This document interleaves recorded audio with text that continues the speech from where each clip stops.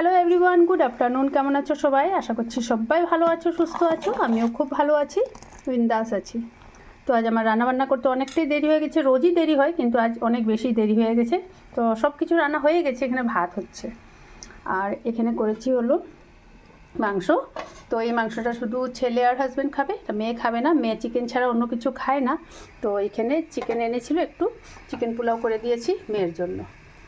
আর যেহেতু আমি মাংস খাবোই না, তো আমার জন্য মাছ নিয়ে এসেছিলো। তো এখানে সরপুঁটি, আজ আমি এটা করেছি রসুন পেঁয়াজ আর ধনে পাতা একসাথে বেটে। তো এই মাছটা করেছি, যেহেতু আমি শুধু একাই খাবো তাই দুইটাই মাছ বানালাম, বাকিটা বানালাম না। আর এখানে আমার জন্য একটু চাটনি করেছি, আর এটা হলো কমলার চাটনি। এই যে দেখো, কমলার চাটনি। কমলার সাথে আমি কয়েকটা জলফাই ছিল, জলফাই দিয়ে দিয়েছি। তো চাটনিটা খুবই টেস্টি হয়। তো এই ছিল আজ আমার দুপুরের লাঞ্চ মেনু। তো কেমন লাগলো তোমাদের নিশ্চয়ই জানাবে। তো দেখা হচ্ছে তোমাদের সাথে নেক্সট ভিডিওতে।